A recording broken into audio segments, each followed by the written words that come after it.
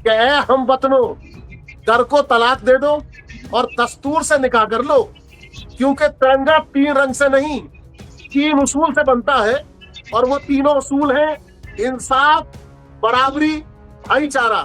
अगर इनमें एक भी गया तो डंडा नहीं, वो झंडा नहीं रहेगा, बल्कि वो सिर्फ एक कपड़ा रह जाएगा। पॉलिटिक्स होनी चाहिए विकास की, रोजगार की, एजुकेशन की, डेवलपमेंट की, जबकि इंडिया में इसका उलट हो रहा है।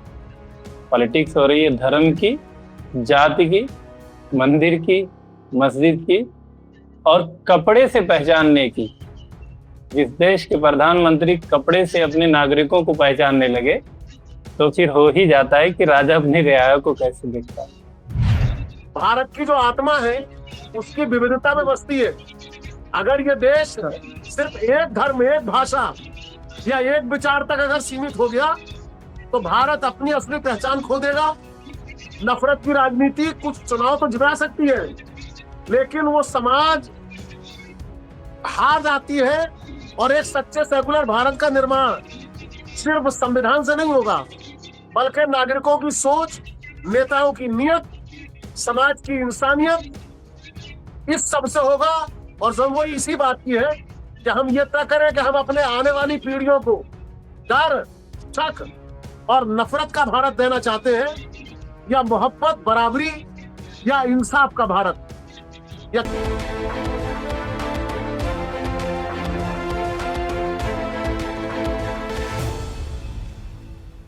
जय हिंद, जय भीम, आदाब। आप देख रहे हैं जनसोच का एक खास प्रोग्राम जो कि हफ्ते में हम लाने की कोशिश करते हैं और जानने की कोशिश करते हैं अपने विशेषज्ञों से कि आखिर इस बार समाज में क्या चीज़ चल रही है और आखिर समाज के लोग क्या चाह रहे हैं। यानी कि जिस तरीके से कोशिशें एक धर्म को बदनाम करने की चलती हैं, उसमें क्या क्या साजिशें चल रही हैं और लगातार जो टारगेट एक नाम को लेकर किया जाता है, उसका जिम्मेदार किसको माना जाए, आखिर कौन जिम्मेदार है, आखिर किसकी वजह है जिसकी वजह से एक धर्म टारगेट हो रहा है, या कहें कि मुस्लिम और दलितों को टारगेट किया जा रहा है और उनको चुन चुन करके कहें कि या फिर उनके नाम देख करके मारा जा रहा है। बारात घोड़ी से नहीं ले आने देते तो कहीं देखा यह जाता है कि किसी साथी गाड़ी, कहें कि खाली गाड़ी भी जा रही है तो उस पर गौकोशी के नाम पर उसकी मॉब लिंचिंग कर दी जाती है।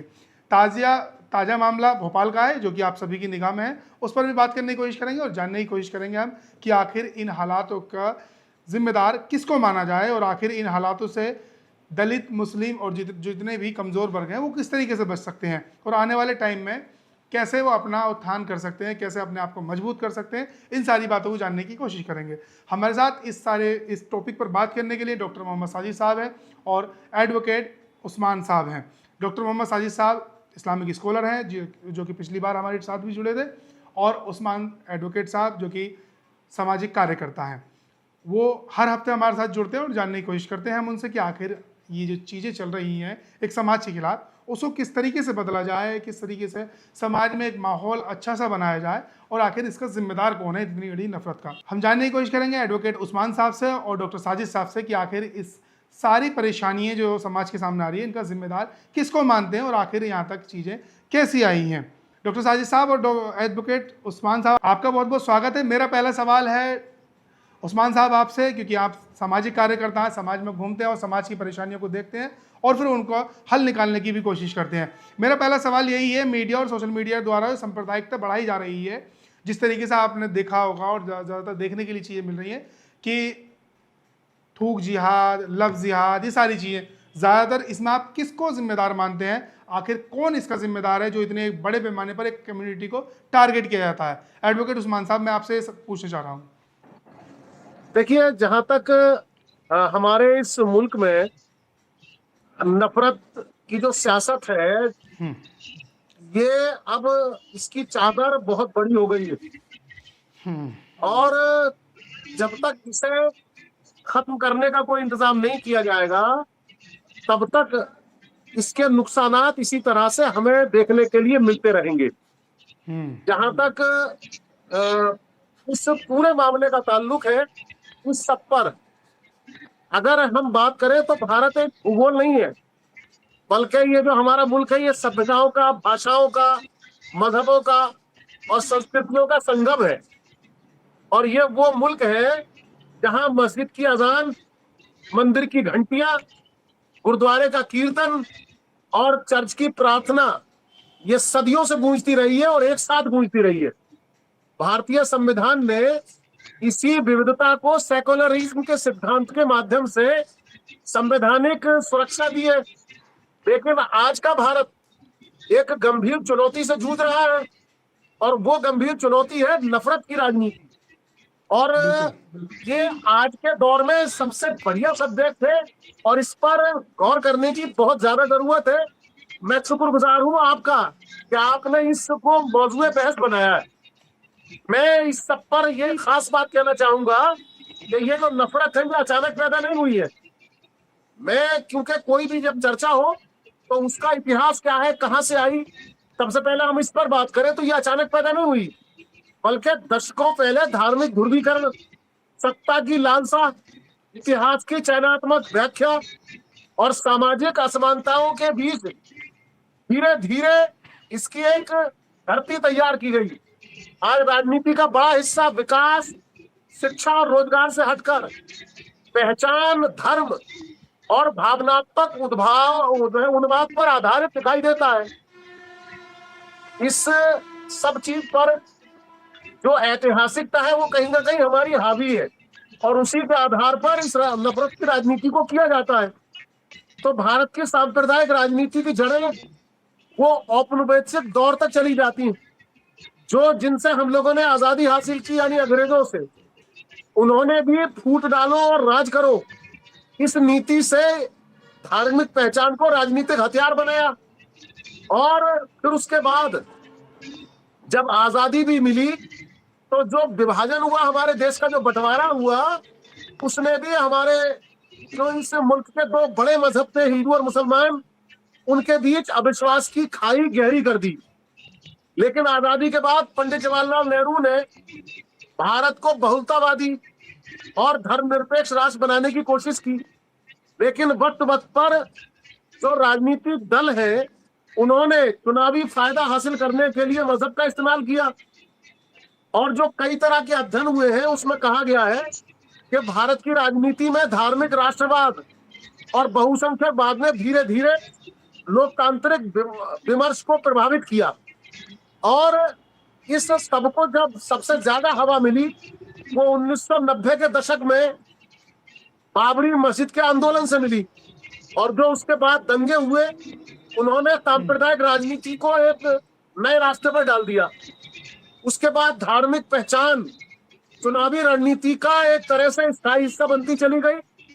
और जब ये सोशल मीडिया का दौर आया, खासकर 2010 के बाद, तब ये प्रक्रिया और ज्यादा तेज हो गई। लेकिन जब हम इसके कारण तलाश करने की बात करें, इसकी वजूहात अगर हम देखें तो इसके कई कारण, सत्ता के लिए धार्मिक ध्रुवीकरण, इतिहास का चयनात्मक उपयोग और मीडिया और सोशल मीडिया की भूमिका, आर्थिक और सामाजिक असुरक्षा, विभिन्न स्तरों पर इसके जब हम प्रभावों की बात करेंगे तो सामाजिक ताने बाने पर इसका असर पड़ता है, अल्पसंख्यकों में असुरक्षा पर इसका असर पड़ता है, लोकतंत्र और संस्थाओं पर इसका प्रभाव पड़ता है। इसके अलावा अंतरराष्ट्रीय छवि पर भी इसका असर पड़ता है। और जब मैं बीइंग ए मुस्लिम स्कॉलर जब इस पर बात करूंगा तो ये कहना जरूरी है कि इस्लाम नफरत की नहीं बल्कि इंसाफ, अमन और इंसानियत की बात करता है। इस सबके लिए जो इस्लाम के मानने वाले हैं उनका यह फर्ज बनता है कि वो जिस मजहब के मानने वाले हैं उस मजहब के कानूनों को भी माने। मुसलमानों को किसी कीमती उकसावे में, भड़काने में और जो नाइंसाफी है उसके बावजूद बिल्कुल प्रभावित नहीं होना है, बल्कि संवैधानिक रास्ते अख्तियार करने हैं, तालीम को अख्तियार करना है, बातचीत को अख्तियार करना है। और जो जमहूरियत है उस पर हमें भरोसा रखना है। हमें कभी भावनात्मक प्रतिक्रिया नहीं देनी है क्योंकि उससे नफरत फैलाने वालों को फायदा मिलता है। मैं इस सब चीज पर शुरुआती तौर पर ज्यादा वक्त लेना नहीं चाहता, लेकिन फिलहाल मैं अपने आप को ब्रेक करने की बात करता हूं ये कहते हुए कि यहाँ जो लोकतांत्रिक व्यवस्था है तो सबसे पहले हम उस लोकतंत्र को समझे, उस सेकुलरिज्म को समझे। तो उसका जो मतलब है वो अल्पसंख्यकों से सहिष्णुता की अपेक्षा करना नहीं है, बल्कि राज्य और समाज का सभी धर्मों के प्रति समान व्यवहार और इंसाफ करना है। मैं यहीं पर अगर कुछ और थोड़ा वक्त अगर आप कम लूं तो इसका मैं जहां मैंने कारण गिराने की बात की, आध्यात्मिकता की बात की, कारणों की थोड़ी तफसील और बाद में करेंगे। मैं आपसे एक तब भी सवाल ये जब लेता हम हूँ। इसका समाधान अगर तलाश करने की बात करें तो लोग पूछते हैं हमेशा कि भाई आपने वजूहात तो बहुत सारी बता दी, फिर आप बताइए इसका इलाज क्या किया जाए। तो सबसे पहला इलाज, हमें तालीम और संवैधानिक जागरूकता लाने की जरूरत है, मीडिया की जवाबदेही लाने की जरूरत है, और इसमें धार्मिक नेताओं की भूमिका भी हमको तय करनी पड़ेगी, और युवाओं को सही दिशा देनी पड़ेगी, और कानून का निष्पक्ष पालन करना सुनिश्चित करना पड़ेगा। आखिर में मैं फिर से अल्पसंख्यकों के लिए एक संदेश दूंगा कि भारत सिर्फ बहुसंख्यकों का नहीं है, बल्कि यह हर नागरिक का देश है। हमें प्रतिक्रियावाद से बचना होगा। शिक्षा, आर्थिक मजबूती, सामाजिक संवाद और संवैधानिक संघर्ष, ये सबसे बड़ा जवाब है उस नफरत का जिसके बारे में हम लोग चर्चा कर रहे हैं। हमें अपनी पहचान बनाने का सबसे मजबूत तरीका टकराव नहीं, बल्कि किरदार, अपना इल्म और पॉजिटिविटी है। इतिहास या तारीख इस बात की गवाह है कि नफरत की राजनीति स्थायी नहीं है, वो कहीं ना कहीं इंसानियत और न्याय की ताकत के आगे फेल हो जाती है, क्योंकि वही दोनों ताकतें स्थायी होती है। मैं आज आपके साथ ज्यादा देर जुड़ा हुआ नहीं रह सकूंगा। कोई नहीं, मैं एक सवाल और ये, भावे से बैठकर बात कर रहा हूँ। कोई नहीं, मैं आपको बहुत बहुत निष्कर्ष शुक्रिया इस में चीज के लिए। और तो एक सवाल मैं और ये बात आपसे कह देता हूँ, एक सवाल और ये बड़ी लेता स्वागत हूँ के साथ आपसे। कि आज मैं एक सवाल आगे की बात फिर से साजिश साहब ज्यादा करेंगे। भारत की जो आत्मा है उसकी विविधता में बसती है। अगर ये देश सिर्फ एक धर्म, एक भाषा या एक विचार तक अगर सीमित हो गया तो भारत अपनी असली पहचान खो देगा। नफरत की राजनीति कुछ चुनाव तो जिता सकती है, लेकिन वो समाज हार जाती है, और एक सच्चे सेकुलर भारत का निर्माण सिर्फ संविधान से नहीं होगा, बल्कि नागरिकों की सोच, नेताओं की नीयत, समाज की इंसानियत, इस सब से होगा। और जरूरत इसी बात की है कि हम ये तय करें कि हम अपने आने वाली पीढ़ियों को डर, शक और नफरत का भारत देना चाहते हैं, या मोहब्बत, बराबरी या इंसाफ का भारत। यकीनन मैंने जो कुछ बात रखने की कोशिश की, ये पैगाम जो भी देखने वाले हैं न सिर्फ उन तक पहुंचेगा, बल्कि वो इस पैगाम को आगे तक पहुंचाने की कोशिश करेंगे। और हमारे इस मुल्क को जो सबसे बड़ा खतरा नफरत की सियासत से है, यकीनन उसको खत्म करने में अपना अपना सब लोग योगदान देने की बात करेंगे, अपना रोल निभाने की कोशिश करेंगे। जी जी, बिल्कुल बिल्कुल बिल्कुल। मैं एक सवाल लेना चाह रहा था आपसे। हाँ, सवाल ये था कि जिस तरीके से चुनाव आते हैं और चुनाव में नफरती भाषण दिए जाते हैं, एक तरफ तो ये होती है कुछ पार्टियां मुसलमानों के साथ होकर के देती हैं, अल्पसंख्यकों के साथ होकर के वो भाषण देती हैं। एक पार्टी ये है कि बिल्कुल डायरेक्ट टारगेट करती है अल्पसंख्यकों को कि हम इनकी मस्जिद गिरा देंगे, चर्च, इवन चर्च गिरा देंगे, ये कर देंगे, वो कर देंगे। क्या इस राजनीति का आज के दौर में चलन चल गया है या इस चीज़ की कोई ज़रूरत नहीं है? जो विकास के मुद्दे हैं वो पीछे छूट जाते हैं। मौजूदा दौर की सियासत का ताल्लुक है, आपने सवाल उसके हिसाब से पूछने की कोशिश की है। तो जब हम नफरत की बात अगर हम करेंगे तो उसमें अगर हम मजहबी सियासत की बात करेंगे तो उससे अल्पसंख्यकों को नुकसान होगा, मुसलमानों को खासकर नुकसान होगा, क्योंकि हमारी जो यहाँ आबादी है वो फीसदी में कम है। और सियासत में खासकर जब हम लोकतांत्रिक व्यवस्था की बात करेंगे तो उसमें 2-3 बड़ी कमियां हैं, उन पर लाजमी तौर पर गौर किया जाना चाहिए। उसमें यकीनन जो कम आबादी वाले लोग हैं उनको भी घाटा होता है, और इसमें काबिलियत की कहीं पहचान नहीं होती है। इस सब चीज पर भी इसमें गौर फिक्र किया जाना चाहिए।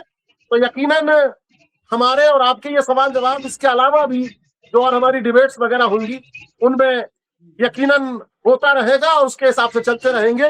मैं तो यहाँ पर सिर्फ यही कहूंगा कि हम वतनों, दर को तलाक दे दो और दस्तूर से निकाह कर लो, क्योंकि तिरंगा 3 रंग से नहीं 3 उसूल से बनता है, और वो तीनों उसूल हैं इंसाफ, बराबरी, भाईचारा। अगर इनमें एक भी गया तो डंडा नहीं, वो झंडा नहीं रहेगा, बल्कि वो सिर्फ एक कपड़ा रह जाएगा। ठीक उसी तरह से हम और आप भी सिर्फ जाती तौर पर अगर खास अपने ही मजहब की या उस सब की बात करने लगे, तो आज के इस माहौल में जहां सबसे ज्यादा जरूरत है, हम अपनी नस्लों के लिए तभी कुछ कर सकेंगे जब अपने इन उसूलों पर और अपने इस देश के संविधान के हिसाब से और जरूरत के हिसाब से ढलेंगे, और दूसरों के बजाय सबसे पहले खुद इस बात पर गौर करेंगे कि हमें क्या करना होगा। कोई हमें क्या दे इसे हम भूल जाएं, बल्कि हम लोगों को क्या दे रहे हैं, अपने समाज को क्या दे रहे हैं, राजनीति को क्या दे रहे हैं, और अपने मुल्क को क्या दे रहे हैं। मैं बड़ी माफी के साथ जब मैं अब और आपके साथ आज नहीं जो वैसा होगा तारुक साहब, इंशाल्लाह इसकी भरपाई बाद में करने की कोशिश करूंगा। शुक्रिया। तो हमारे साथ थे एडवोकेट मोहम्मद उस्मान साहब, जो कि सामाजिक कार्यकर्ता हैं। उन्होंने अपनी बात बखूबी रखी है। अब हमारे साथ बात करेंगे डॉक्टर मोहम्मद साजिद साहब, जो कि इस्लामिक स्कॉलर हैं, और आप उनको पिछले हफ्ते भी आपने सुना होगा और इससे पिछले हफ्ते भी आपने सुना होगा। अपनी बात को बेबाकी से रखते हैं और जानने की कोशिश करते हैं जो जितने हमारे सवाल हैं, क्योंकि हम कोशिश ये करते हैं कुछ सवाल डॉक्टर साजिद साहब से ले जाएं और कुछ सवाल हम एडवोकेट उस्मान साहब से लें, लेकिन आज उनके पास वक्त कम था, तो इसलिए 2 सवाल उनसे हो पाए। बाकी सारे सवालों के जवाब हम लेने की कोशिश करेंगे डॉक्टर मोहम्मद साजिद साहब से, जो कि इस्लामिक स्कॉलर है। माफ़ी चाहते हैं क्योंकि उनके पास वक्त कम था और जिसकी वजह से हम आपसे सवाल नहीं ले पाए। पहला सवाल यही है कि जिस तरीके से आज के टाइम में साजिद साहब जिस तरीके से भाषण दिए जाते हैं, और भाषणों में लगातार एक पार्टी, कुछ पार्टियां लगातार मुसलमानों, दलितों और जो जितने भी संविधान जो आज के टाइम में कहते हैं संविधान को पसंद करते हैं, संविधान के तौर पर चलना चाहते हैं, ये जो कहते हैं कि विकास की राजनीति होनी चाहिए, उनके खिलाफ बोलते दिखाई देते हैं, उनके धर्म के खिलाफ बोलते दिखाई देते हैं। लेकिन उधर फिर दूसरी चीज़ होती है, वही लोग मुसलमानों को, दलितों को टारगेट करवाते हैं, उनके हल्के से पक्ष में आते हैं और सामने वाली पार्टी पक्ष उसके खिलाफ भाषण करने लगती है। तो मेरा सवाल यही है कि विकास की राजनीति छोड़ करके एक तरीके से मुसलमानों के, दलितों के खिलाफ जो चीज़ें फैलती हैं उसको किस तरीके से रोक सकते हैं? क्या विकास की राजनीति पर राजनीति हो सकती है या फिर धर्म की ही राजनीति चलेगी? इस पर मुझे थोड़ा सा आपसे जानने की कोशिश करूंगा कि आखिर चल क्या रहा है। 2014 के बाद इंडिया जिस सिचुएशन का शिकार हुआ है, पिछले कई दहाइयों में इस तरह के हालात नहीं पैदा हुए, और चुनावी अध्ययनों के बाद में एसोसिएशन फॉर डेमोक्रेटिक रिफॉर्म्स और कई बड़ी चुनावी जो संस्थाएं हैं, उन लोगों ने अपने रिसर्च बताए कि अभी हाल फिलहाल में जो राजनीति हो रही है, पहचान की राजनीति इसमें बढ़ती जा रही है ना, आइडेंटिफिकेशन की। जैसे आप मुस्लिम हैं तो हरा, और आप हिंदू हैं तो भगवा या फला क्या, इस तरह से जो भी 2024 में जो चुनाव हुए उसमें धार्मिक ध्रुवीकरण रहे, मंदिर मस्जिद और धर्म की पहचान, ये बड़े मुद्दे बन करके सामने आए, जिस पर 24 का चुनाव लड़ा गया। और इससे पहले भी कई चुनाव इसी टॉपिक्स पर लड़े गए। बाबरी मस्जिद पर तो 2-3 इलेक्शन गुजार दिए गए, है नहीं, राम मंदिर, बाबरी मस्जिद, और अभी भी ये सब हो ही रहा है। लेकिन याद ये रखना चाहिए कि एक डेमोक्रेटिक कंट्री में जो रियल पावर होता है वो विकास की ताकत है, बिल्कुल इंफ्रास्ट्रक्चर डेवलपमेंट की। और उसके बाद दूसरा पावर आपके पास है कॉन्स्टिट्यूशन की, कॉन्स्टिट्यूशनल राइट्स की, राइट, संवैधानिक अधिकार आपके, और उसके बाद में नागरिक अधिकारों की होती है। इन दिनों में इंडिया में स्पेशली पिछले 10-12 सालों में राजनीति को राजनीति नहीं बनाया गया, इसको टोटल रिलीजियस पॉलिटिक्स बनाया गया, और वो भी कई धर्म के बीच नहीं, कई धर्म वाले मिलकर के खाली एक धर्म के खिलाफ लड़ रहे हैं। तो जैसे एक स्पेसिफिक धर्म को टारगेट करके पूरे इंटायर सिस्टम को डरा देना, ये मेरे ख्याल से कोई मजबूत पॉलिटिक्स नहीं है। डर की पॉलिटिक्स नहीं होनी चाहिए। पॉलिटिक्स होनी चाहिए विकास की, रोजगार की, एजुकेशन की, डेवलपमेंट की, जबकि इंडिया में इसका उलट हो रहा है। पॉलिटिक्स हो रही है धर्म की, जाति की, मंदिर की, मस्जिद की और कपड़े से पहचानने की। जिस देश के प्रधानमंत्री कपड़े से अपने नागरिकों को पहचानने लगे तो फिर हो ही जाता है कि राजा अपनी रियाया को कैसे देखता है। तो लेकिन ये एक चीज़ मैं और आपसे जानने की कोशिश करूंगा, जिस तरीके से आप बता रहे हैं कि राजनीति जो पहले हुआ करती थी, 2014 से पहले जो राजनीति हुआ करती थी वो थोड़ी अलग थी, लेकिन अब नफरत की राजनीति ज़्यादा हो गई है और एक धार्मिक पहचान की राजनीति ज़्यादा लोग करने लगे। तो मेरा सवाल यही है, जिस तरीके से आज टारगेट, आप भी ये चीज़ मानेंगे और मैं भी सोशल मीडिया पर देखता हूँ, पढ़ता हूँ, तो उसमें दिखाई ये देता है कि जहाँ भी मुस्लिम नाम का लड़का, मुस्लिम नाम का युवा या मुस्लिम बुजुर्ग कोई भी मिल जाता है जिसकी दाढ़ी हो, उसको एक वर्ग, खास एक संगठन के लोग, उसको एक वर्ग भी नहीं बोलेंगे, एक धर्म भी नहीं बोलेंगे, एक संगठन के लोग, सिर्फ कुछ संगठन है जिनका आप बाखूबी जानते हैं, वो लोग उसको टारगेट करते हैं, उनको मारते हैं भीड़ में आने के बाद में। इस तरीके से आपने देखा हो कोटद्वार में दीपक हैं, दीपक ने जो एक उनको चाचा को बचाया। कई जगहों पर ऐसे भाई लोग निकल कर आते हैं समाज में, सही तरीके से अपने खामोशी चाहते हैं, अपने अमन और अमान चाहते हैं, जिसकी वजह से वो लोग निकल कर आते हैं। लेकिन कुछ खास संगठन के लोग ये चीज़ बिल्कुल नहीं चाहते। अब मेरा सवाल यही है कि जिस तरीके से मुसलमानों को टारगेट किया जाता है, दलितों को टारगेट किया जाता है, तो इसमें किसकी कमी रही है जिसकी वजह से मुसलमान टारगेट हो रहे हैं, आज दलित आज टारगेट हो रहे हैं? इसमें कमी किसकी रही है? क्योंकि टारगेट होने के लिए तो कई सारी चीज़ें हैं। आज जो आरोप लगते हैं, जैसे मान लीजिए आप ही मीडिया की बात कर रहे हैं, कहते हैं आप भी मीडिया पर कि आज जो मीडिया है वो दूसरे टाइप का काम कर रही है, तो मैं वही चीज़ का सवाल लेना चाह रहा हूँ कि मुसलमान दलित मीडिया में इतनी पीछे कैसे पहुँच गया, या किसी भी चीज़ में पीछे कैसे पहुँच गया, जबकि सारी चीज़ें मुसलमान भी इतना ही पढ़ता है और हिंदू भी इतना ही पढ़ता है, लेकिन मुसलमान एजुकेशन में भी पीछे हो गया, सिस्टम में भी पीछे हो गया। इसको पीछे ढकेलने की कोशिश किसकी रही? आखिर क्या वजहें रही? राजनीति में जिस तरीके से कुछ लोग कहते हैं बिरयानी वाला मामला, क्या वहीं तक सीमित रह गया? क्या दरी बिछाने तक सीमित रह गया, या कुछ आगे भी कुछ कर पाया है मुसलमान, जिसकी वजह से ये परेशानियां उठानी पड़ रही हैं?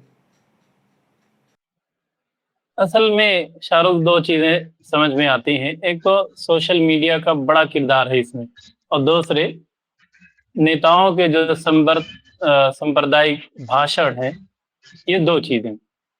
आप इंडिया में देख लें, आई थिंक कि रिसर्च जो बताते हैं more than 90 crore internet users हैं जो डेली सोशल मीडिया को यूज करते हैं, और इन 19 करोड़ से 90 करोड़ से सोशल मीडिया प्रभावित होता है। इनमें राइटर्स वगैरह की रिपोर्ट्स जो बता दें, राइटर्स इंस्टीट्यूट की, कि इस वक्त इन 90,000 से यूजर्स इंडिया में, इनमें एक बहुत भारी तबका जो है फेक न्यूज, हेट स्पीच और सांप्रदायिक कंटेंट को समाज पर असर डालने के लिए इसको स्पेयर्ड करता है ना। और चूंकि 90 करोड़ यूजर्स का सोशल मीडिया पे होना बहुत बड़ी बात हो गई, जिसमें 120 करोड़ आबादी हो, तो 75% आबादी तो इंटरनेट पे खड़ी है, उससे ज्यादा है। राइटर्स इंस्टीट्यूट और इस तरह से बड़ी कई इंटरनेशनल रिपोर्ट्स कंपनियों ने बताया कि भारत में व्हाट्सएप, फेसबुक और यूट्यूब के जरिए अफवाहें फैलाई जाती हैं और रिलीजियस हेट्स को उनके सामने लाया जाता है, यूजर्स के सामने। अब सुप्रीम कोर्ट ऑफ इंडिया ने भी कई एक मामलों में कहा है कि फेक न्यूज, हेट स्पीच लोकतंत्र और सामाजिक शांति के लिए खतरा है ना। अब मीडिया का काम समाज को जोड़ना है, ना कि टीआरपी और सनसनी खेज आधारित खबरें चला करके समाज में ध्रुवीकरण का फैलाना। लेकिन आप देख लें, कई एक ऐसे चैनल्स, में नाम ले लूं तो बड़े मसाइल भी पैदा हो सकते हैं, लेकिन सब जानते हैं, मुझे कहने की भी जरूरत नहीं है। अभी मैं एक छोटा सा एग्जांपल देता हूँ। नेपाल गवर्नमेंट ने कहा क्या कि प्राइवेट अब सरकारी स्कूलों को थोड़े से अच्छे करेंगे ताकि गरीब बच्चे भी पढ़ सके, और प्राइवेट के लिए कुछ सख्त रूल्स उसने बना दिए। इंडिया के मीडिया चैनल्स ने, अच्छे चैनल्स ने, बड़े बड़े चैनल्स ने टीआरपी के लिए खबरें चला दी कि नेपाल में प्राइवेट स्कूल बंद हो गए, और खाली इंडियन चैनल्स ने चलाए। नेपाल के एक चैनल ने भी ये खबर नहीं चलाई। राइट, सिचुएशन इतनी भारी पड़ गई नेपाल में कि यहाँ के एजुकेशन मिनिस्टर को आना पड़ा। एजुकेशन मिनिस्टर को कार्सन प्राइवेट स्कूल ऑर्गेनाइजेशन के प्रोग्राम में आकर के अपना स्टेटमेंट देना पड़ा कि मतलब हमने इस तरह के कोई स्टेटमेंट नहीं दिए हैं और हमारा कोई इरादा नहीं प्राइवेट स्कूल को बंद करने का, जबकि प्राइवेट स्कूलों की यहाँ हिस्सेदारी लगभग 75% की, सारे डिपार्टमेंट्स की। तो फेक न्यूज फैलाने का इंडियन मीडिया इस तरह से काम करता है, बाकी तो जो कर रहा है वो कर ही रहा है। अब उसके बाद आते हैं पॉलिटिकल लीडर्स के सांप्रदायिक बयान पे। जी, पॉलिटिकल लीडर्स के सांप्रदायिक बयान पे आप देखें कि इंडिया एक बहुत बड़ा डेमोक्रेटिक कंट्री है और ये सबके समान अधिकार की बातें करता है। ठीक, इसके पॉलिटिकल लीडर्स भी, और उसके बाद शपथ ग्रहण की प्रोग्राम्स आप देख लें, और उसके बाद कॉन्स्टिट्यूशन वगैरह सारी चीजें इक्वालिटी की बात करता है। लेकिन चुनाव के दौरान जितने अक्सर जो एक खास पार्टी के लोग तो आते ही हैं, उसके अलावा भी कई ऐसे नेता हैं जो धर्म आधारित बयान देते हैं। अभी आप बंगाल के इलेक्शन को देख लें, हमारे मुख्यमंत्री माननीय योगी जी आए, आकर के उन्होंने कहा कि अगर हमारी सरकार बनती है तो इन मुल्लाओं को रोड पे झाड़ू लगाने के लिए छोड़ देंगे। खैर, ये उनकी अपनी माइंड सेटअप है और उनका अपना थॉट है, उससे हमें लेना देना कुछ नहीं। इलेक्शन कमीशन ऑफ इंडिया की को देख ले, हेट स्पीच और सांप्रदायिक भाषणों को लेकर के कई शिकायतें आज भी दर्ज हैं, उनमें कोई अभी उसका समाधान नहीं आया। इंडियन कॉन्स्टिट्यूशन के हिसाब से 153A 295A धार्मिक सांप्रदायिकता को फैलाने को अपराध मानती है, लेकिन फिर भी ये धार्मिक भाषण देने वाले और धार्मिक सांप्रदायिक बढ़ाने वाले, धार्मिक भाषण देने वाले नेताओं की कमी नहीं हो पा रही। रीजन एकदम साफ है, सिस्टम की कमजोरी। ठीक, सिस्टम की कमजोरी है, सिस्टम पे गवर्नमेंट का होल्ड नहीं है, या तो गवर्नमेंट की नीयत साफ नहीं है, जिसकी वजह से कानून के होते हुए भी कानून का उल्लंघन ये नेता करते फिर रहे हैं, जिन्हें खुद कानून बचाना चाहिए जिनको।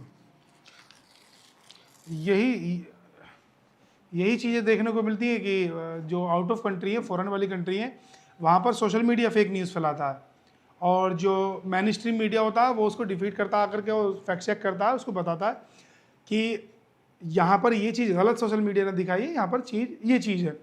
लेकिन इंडिया के अंदर, मतलब अपने देश के अंदर, ये चीज़ दिखाने के लिए सोशल मीडिया आज के टाइम में थोड़ा सच दिखाता है, और जो मेन स्ट्रीम मीडिया है वो लगातार झूठ परोसने पर लगा हुआ है। जैसे कि ऑपरेशन सिंदूर चला, बताया गया कि पाकिस्तान के अंदर जाकर के मार दिया गया है, पाकिस्तान के अंदर घुस गई है सेना और वहाँ पर ताबड़तोड़ हमले कर रही है। दिखाया जा रहा है कि कहीं कुछ है, जैसे 2000 के नोट में चिप है, कई जगह पर ऐसे इन्होंने चीज़ें की हैं जहाँ पर मीडिया की बेइज्जती हुई है, मीडिया का माहौल भी उड़ा है। खैर, वो सारी चीज़ें हैं, लेकिन मैं आपसे अगला सवाल जानने की कोशिश। काठमांडू में जेएनजी प्रोटेस्ट के बीच में, काठमांडू में तो आज तक वाले को बच्चों ने दौड़ा के मारा था। अब यही चीज़ तो जो विश्वसनीयता मीडिया पर होती है जनता की, वो कहीं ना कहीं अब जो मेन स्ट्रीम मीडिया उठा के रख दी है उसने। सिर्फ एक ही चीज़ है जो देखने के लिए मिलती है कि कहीं अगर हिंदू मुस्लिम हो रहा है तो वहाँ पर उस एक जो अगर पीड़ित पक्ष हिंदू है तो आप उसका साइड लीजिए, और पीड़ित पक्ष अगर मुस्लिम है तो खामोश होकर के आप वापस आ जाइए, दलित अगर पीड़ित है तो भी खामोश होकर के आप वापस आ जाइए। ये चीज़ें जो कि ज़्यादातर देखने के लिए मिलती हैं। और अगर आरोपी मुस्लिम है, आरोपी दलित है, तो आप अपने आराम से डिबेट पर डिबेट करते रहिए, और आप महंगाई और रोजगार पर बात ना कीजिए, सबसे बेहतर तो चीज़ यही है। लेकिन मेरा सवाल आप ये है कि जिस तरीके से संप्रदाय की राजनीति आप भी देख रहे हैं बखूबी, सिस्टम को जिस तरह से इस गवर्नमेंट ने चैलेंज किया है, सिस्टम को और लॉ एंड ऑर्डर को जिस तरह से इन्होंने चैलेंज किया, पिछले इंडिया के आजाद होने के बाद से ऐसी मिसालें नहीं मिलती। ये सत्यता है। आज हम ना बोले, कल कोई और बोलेगा, लेकिन ये बोलेगा। ये लिखे जाएंगे और बोले जाएंगे। सिस्टम को जिस तरह से चैलेंज किया गया, कितने आरोपित नेता हैं जिन पर केस चल रहे थे, लेकिन उन्होंने एक पार्टी को ज्वाइन कर लिया तो उनके सारे आरोप धुल गए, है ना। इनके नेताओं के बच्चे पढ़े लिखे नहीं होते, कुछ नहीं, ना सही से हिंदी बोल पाते, ना सही से इंग्लिश बोल पाते, लेकिन बीसीसीआई के ये चेयरमैन बन जाते हैं। लेकिन वहीं पर पढ़े हुए बच्चों को कोई रास्ता नहीं मिलता। अभी नीट का जो एग्जाम अभी कैंसिल हुआ, अभी नीट का एग्जाम आप देख लें, उनमें पकड़े गए कितने लोग हैं, सब सारों के कनेक्शन एक रूलिंग पार्टी से मिल रहे हैं। अरमानों का खून, एबिलिटी का कत्लेआम मचा हुआ है। अभी कल एक बच्चे ने गोरखपुर यूनिवर्सिटी में फांसी लगा ली इन्हीं सारे मामलों को लेकर के, उसका जिम्मेदार कौन होगा आखिर? आप देखिए, भारत दुनिया का सबसे बड़ा लोकतांत्रिक शक्ति माना जाता है, राइट। लेकिन जब इंटरनेशनल मीडिया में आप देखें तो धार्मिक हिंसा, मॉब लिंचिंग, सांप्रदायिक तनाव, ये सारी चीजों की आइडेंटिफिकेशन के तौर पे भारत को देखा जाता है। इसकी इंटरनेशनल इमेज ऐसी है, विदेशी छवि इसकी ऐसी है ना। यूनाइटेड नेशन में आप देख ले, मानव अधिकार जितनी ऑर्गेनाइजेशंस है, टाइम टाइम पर वो धार्मिक और अल्पसंख्यकों की सुरक्षा की बातें करते रहते हैं और चिंता जताते रहते हैं कि इंडिया में अल्पसंख्यक कितने खतरे में हैं। एक मजबूत राष्ट्र वही हो सकता है जहां सारे नागरिक सुरक्षित।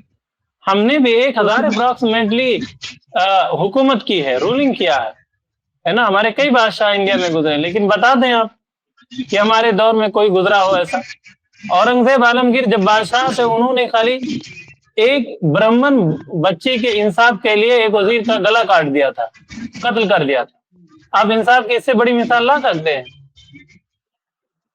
बिल्कुल बिल्कुल। हमारी भी हुकूमत रही, लेकिन हमारे हुकूम औरंगजेब आलमगीर की बादशाहत में जब वो लड़की पहुंची कि आज आपके वजीर ने मुझसे जबरदस्ती शादी करने के लिए कहा है और अगर नहीं किया तो मेरे पूरे खानदान को वो ऐसा कर डालेगा, तो औरंगजेब आलमगीर मतलब एक भिखारी का लिबास पहन करके उसकी बारात में पहुंचे और बोले उसको दुल्हन बन के जा।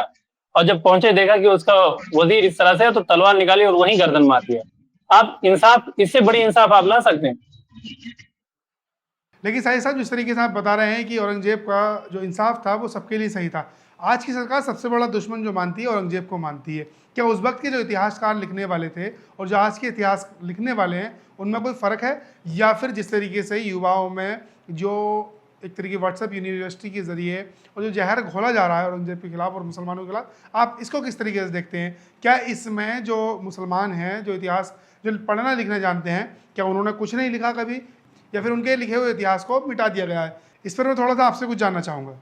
इनका युवाओं को असल में ये लिटरेचर से दूर हो गए। हमारी जनरेशन जो है लिटरेचर से स्पेशली दूर है। अभी जो बच्चे स्टूडेंट भी है उनको सिलेबस के बियॉन्ड नहीं पढ़ना चाहते और ना वो आगे जाना चाहेंगे। वो खाली एग्जाम के लिए पढ़ते हैं, तो एग्जाम से आगे भी हट करके उनको देखना पड़ेगा कुछ ना कुछ। और सोशल मीडिया को सिर्फ एंटरटेन के लिए यूज कर रहे हैं। सोशल मीडिया अब एंटरटेन का सामान नहीं रह गया। सोशल मीडिया अब आपको यूजफुल बनाना पड़ेगा। आप सोचें, हमने कुछ डांस देख लिए, टिकटॉक्स देख लिया और डायलॉग्स देख लिया, हो गया? ऐसा नहीं। अब सोशल मीडिया से पूरी जंग लड़ी जा रही है। क्या ये वॉर ऑफ थॉट लड़ा जा रहा है पूरा, टोटली ये कोल्ड वॉर लड़ा जा रहा है सोशल मीडिया से, और इस पे आपको पूरी फिक्री वॉर लड़नी पड़ेगी। बिल्कुल बिल्कुल बिल्कुल। तो मैं वही चीज़ आपसे जानने की कोशिश कर रहा हूँ, ये जो कोल्ड वार चल रहा है, इस कोल्ड वार में किस तरीके से जो हमारे दर्शक हैं उनको किस तरीके से सुरक्षित रहना चाहिए, उनको किस तरीके से उस पर सोच बनानी चाहिए? क्या ज़्यादातर रील देखने में फ़ायदा है या फिर कुछ नॉलेजेबल चीज़ें पढ़ने में फ़ायदा है? हम अपने यंगस्टर्स को टीम के थ्रू या मतलब जिस तरह से भी हो, एक बड़े लेवल फिर छोटे लेवल फिर छोटे लेवल, इस तरह से टीम को जोड़ करके और उनको इसके बारे में अवेयर करने की बहुत ज्यादा जरूरत है। हमें उनको इसके एडवांटेज को बताना पड़ेगा, सोशल मीडिया के एडवांटेज को, कि ये खाली इसमें मुजरा देखने के लिए टिकटॉक पर नहीं है। इसको सोशल मीडिया, इस पर आप काम की चीजें भी, कंटेंट भी ला सकते हैं, देख भी सकते हैं और उससे आप लोगों तक पहुंच भी सकते। अपनी बातें आप रखिए, नहीं है कि मतलब आप कहाँ जा रहे हैं खाली ब्लॉग बनाते घूमिए। बिल्कुल बिल्कुल बिल्कुल। लेकिन जिस तरीके से ये जो सोशल मीडिया पर खबरें फैलाई जा रही हैं, इनका तो मतलब कि मुसलमान दलित दोनों ही शिकार होते हुए जा रहे हैं। होंगे। सोशल मीडिया किसी एक आदमी के कंट्रोल में नहीं। पेड पेड न्यूज एंकर्स जा करके वो खबरें स्प्रेड कर देते हैं अब तो, और उसके बाद मेटा पैसे लेकर के वो उसको सारे स्क्रीन पे चला देता है, तो देखेंगे सारे यूजर्स ही, है ना।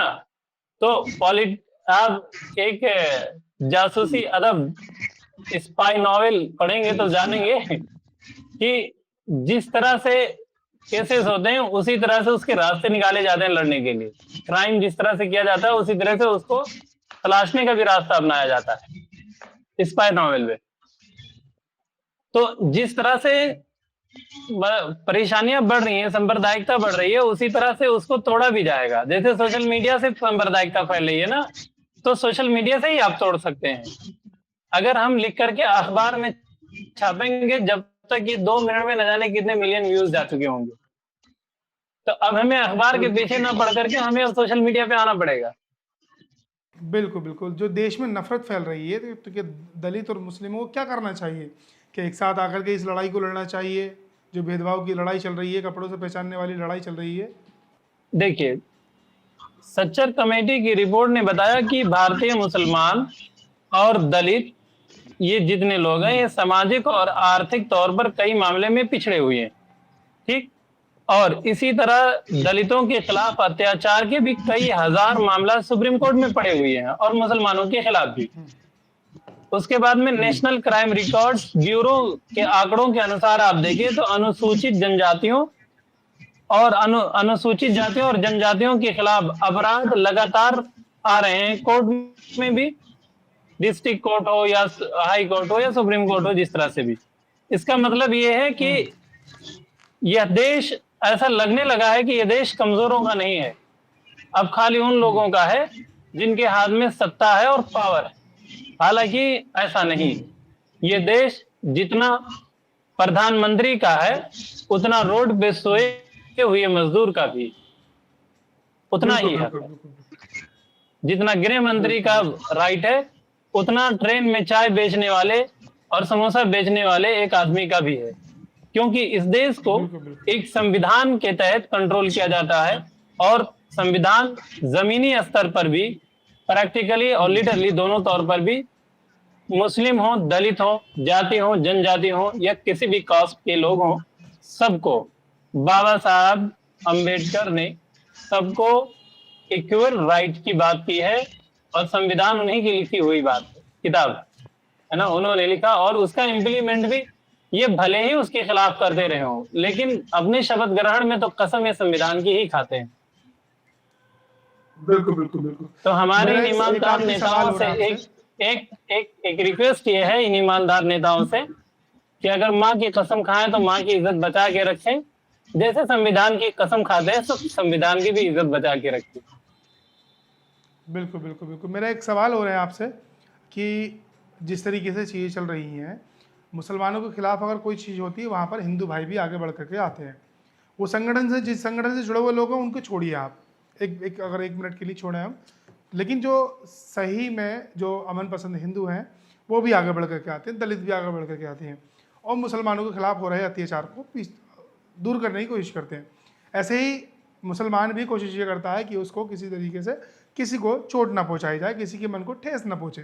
तो कि ये जो भाईचारा है, जिस तरीके से और जिस समाज में चीज़ें चल रही हैं, इनको किस तरीके से जोड़े रखे जाए, किस तरीके से इन पर काम किया जाए, और जो कि हिंदुस्तान की एक पहचान है हिंदू मुस्लिम सिख ईसाई वाली, उसको किस तरीके से मजबूत रखा जाए? हमें संवैधानिक मूल्यों, समानता, धर्मनिरपेक्षता, न्याय और भाईचारे को लेकर के जब हम एक साथ खड़े होंगे तो हिंदू मुस्लिम सिख ईसाई सबको एक साथ लेकर के आ सकते हैं, तभी हम अपने देश को बहुत आगे ले जा सकते हैं। खैर, विश्व गुरु बनाने की बात तो हमारे प्रधानमंत्री जी ही कर पाएंगे, क्योंकि प्रैक्टिकल लॉ उन्हीं के पास है। अभी तो हम बहुत पीछे। हमें सारे जात और धर्म को मिल करके, हमें देखिए रिलीजियस बेस्ड पॉलिटिक्स भी हमें छोड़ना पड़ेगा, और रिलीजियस बेस्ड हमें स्पीचेस भी छोड़ने पड़ेगी। हमें जब हम समाज के स्टेज पर हों तो हमें समाज की ही बात करनी चाहिए। देखिए, समाज में हिंदू भी है, समाज में मुस्लिम भी है, समाज में सिख भी है, ईसाई भी है। ये तो हो गया रिलीजियंस, जैन भी, बौद्ध भी, लाइक दिस।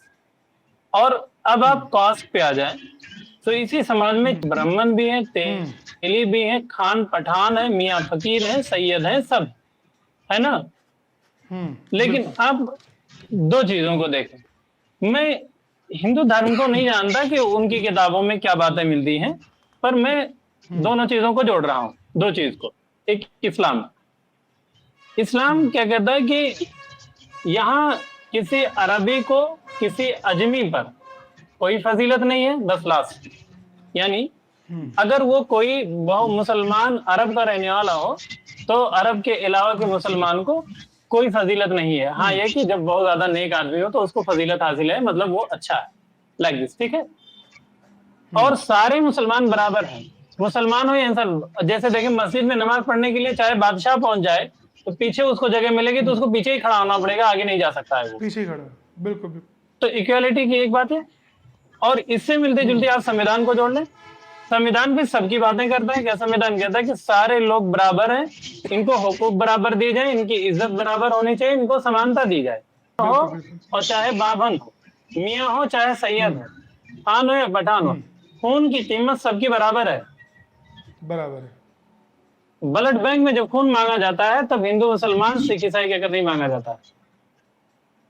बिल्कुल बिल्कुल बिल्कुल। इसीलिए हमें सबको एक साथ खड़े होना पड़ेगा, एक साथ समाज में सबको एक साथ खड़े होना पड़ेगा। अगर समाज को बचाना, समाज बनता ही सबसे लेकर के, बिल्कुल समाज है ना, नॉन स्पेसिफिक वर्ड है, कॉमन वर्ड है समाज। समाज एकदम कॉमन वर्ड है, तो उसमें कॉमन है, सारे लोग रहेंगे, हिंदू मुस्लिम सिख ईसाई। तो अब समाज को बचाने के लिए हमें सबको बचाना पड़ेगा। किसी एक को मार देंगे तो समाज रह कहाँ जाएगा। बिल्कुल बिल्कुल बिल्कुल बिल्कुल सही कहा आपने।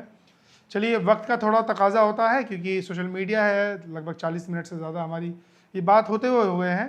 फिर कोशिश करेंगे अगले हफ्ते आपसे मिलने की, आपसे मुलाकात करने की और नए मुद्दे के साथ आपसे जुड़ेंगे, ताकि जो देश में चल रहा है वो सारी बातें हमारे दर्शकों तक पहुँचे और दर्शक उस पर क्या सोचेंगे उसको भी जानने की कोशिश करेंगे। फिलहाल हम जानने की कोशिश यही करेंगे अपने दर्शकों से कि इस प्रोग्राम से आपको क्या सीखने के लिए मिला, वो आप हमें कमेंट बॉक्स में बताएं। बहुत बहुत शुक्रिया आपका डॉक्टर साजिद साहब कि आपने ये सारी चीज़ें तफसील से बताई हैं कि हमें कुरान के साथ साथ संविधान भी हाथ में लेकर के चलना होगा। जिस तरीके से कुरान कहता है कि सबको समान अधिकार है, उसी तरीके से संविधान भी यही कहता है कि सबको साथ जीने की बात कही जाती है और साथ ही जीने में फ़ायदा है। संविधान और कुरान दोनों एक समानता की बात करते हैं, इसलिए दोनों को साथ लेकर के चलने में कोई दिक्कत नहीं है। आपका बहुत बहुत शुक्रिया कि आपने हमें वक्त दिया और आने वाले टाइम में हम आपसे फिर यही उम्मीद करते हैं कि आने वाले सैटरडे में फिर हम आपसे बात करने की कोशिश करेंगे कि आखिर समाज को आईना दिखाने की कोशिश करेंगे कि आखिर इस वक्त चल क्या रहा है और उसका जिम्मेदार आखिर कौन है, क्या वजहें रही जिसकी वजह से देश में इतनी नफरत फैल रही है और आखिर इसके जिम्मेदार किसको माना जाए और कौन इसका जिम्मेदार है, क्या कोई इसकी जिम्मेदारी लेगा या नहीं। ये सारी चीज़ जानने की कोशिश करेंगे और आपको बताने की कोशिश करेंगे। और अभी हम आपसे लेते हैं अलविदा, क्योंकि एक सोशल मीडिया पर वक्त की तकाजा होता है, ज़्यादा देर तक लोग वीडियो नहीं देख पाते हैं, जिसकी वजह से हम अगले हफ्ते मिलेंगे। आप देख रहे थे जनसोच, बहुत बहुत शुक्रिया।